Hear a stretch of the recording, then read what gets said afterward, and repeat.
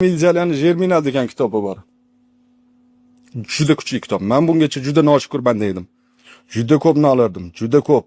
Hayotdan juda ko'p nolardim. Hayotim muammolaridan iborat edi. Shu kitobni o'qiganimdan keyin meni hayotim kapeykaligini bildim. Men jannatda yashayotganimni angladim.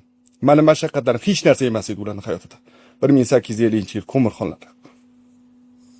Xursand bo'lib ketdim. Shundan keyin yo'q. Men jamiyatni tiriltirishim kerak. Cho'lpon aytganda, uyg'onganlarning vazifasi o'zgalarni ham uyg'otishdir.